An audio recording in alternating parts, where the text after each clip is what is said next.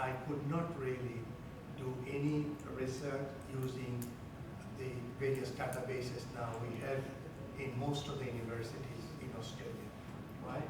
But at that time, it was only available to with some high-ranked universities like G4, right?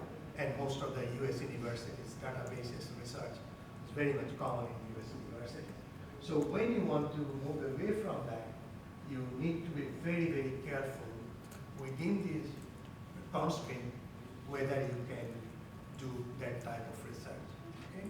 So if you are a quantitative researcher, and I'm talking about accounting, and if you are a quantitative researcher and all of your colleagues are qualitative, there are two things: you won't get any much support, and the risk is that you may not be getting the recognition that you deserve within the department and senior people.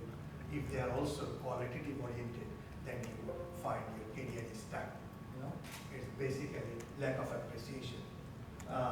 But these are changing, of course. These are changing. Now people say that, okay, if you are able to do good publication in good journal, then you should be okay.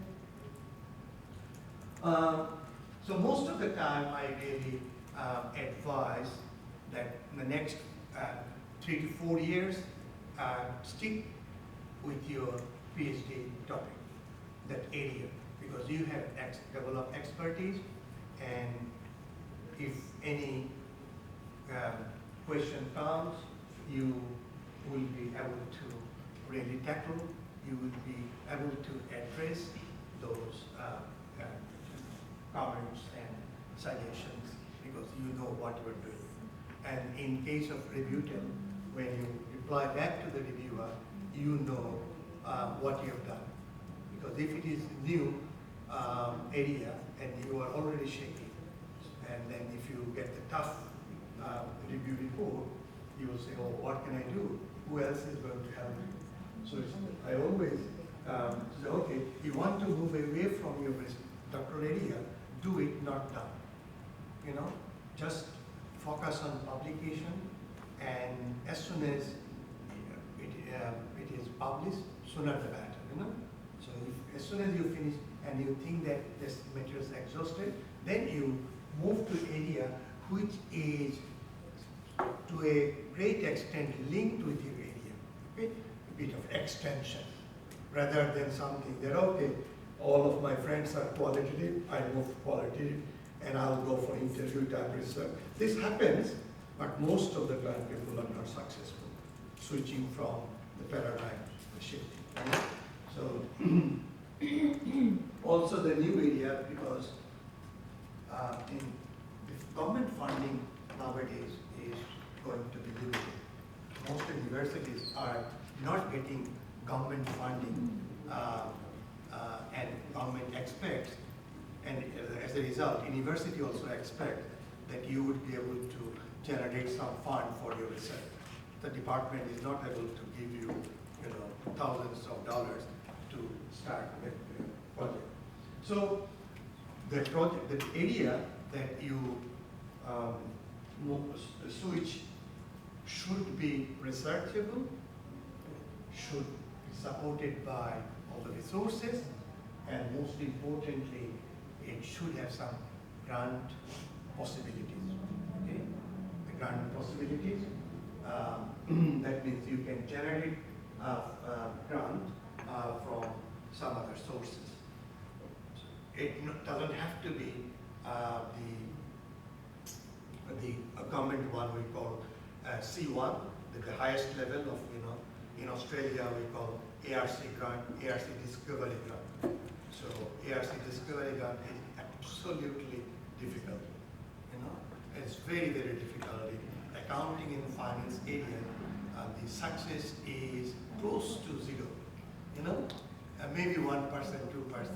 Most of the funds are obtained by researchers who are working on public policy area, public health area, and also some the medical research.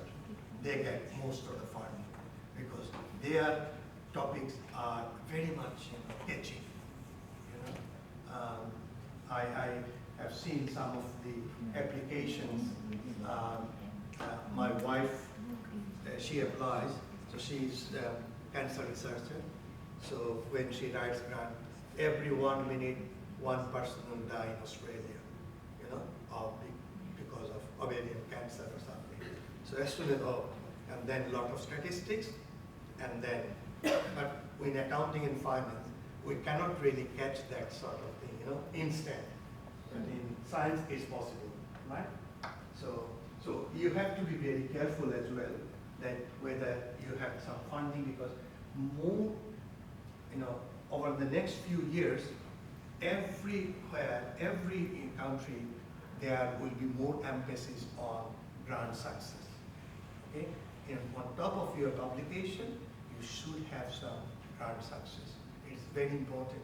And as well as impact. Impact. You have done some good work, that's fine, publication in good journal.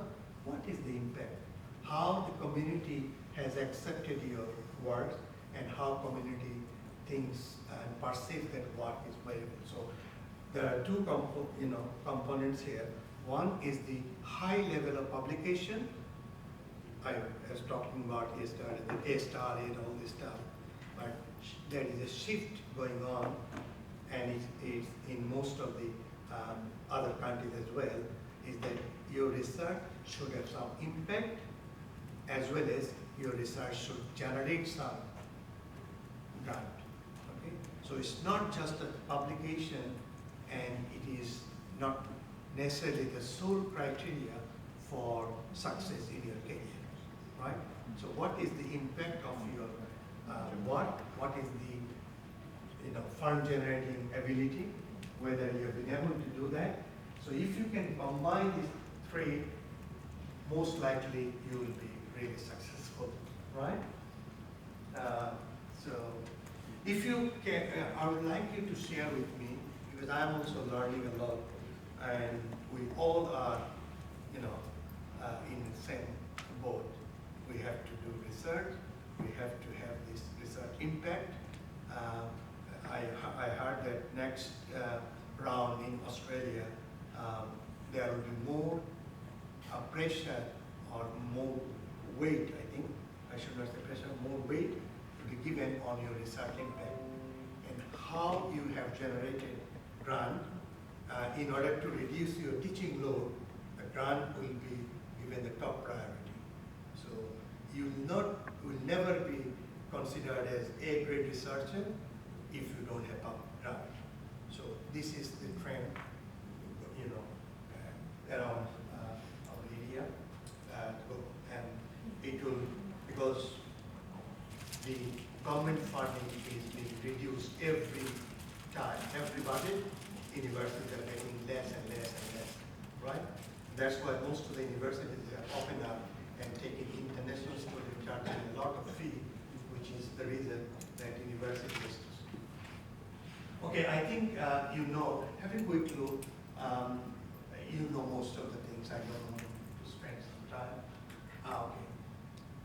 So conference, you talk to, hello and hi, but you also talk about what sort of research your participants, the conference participants are doing here. We're talking about networking and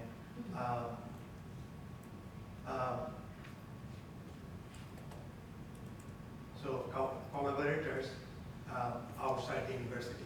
It is also now that I think I have, last month I got an email from one of my former PhD graduates. She is working in one of the Malaysian universities, and she said, that university wants foreign collaboration, isn't it? So as part of the new, that it's not just you work within the department, you should have developed foreign collaboration. If you are in Malaysia, work with somebody in Indonesia and in Australia also, that sort of collaboration, international collaboration is also giving more importance, right?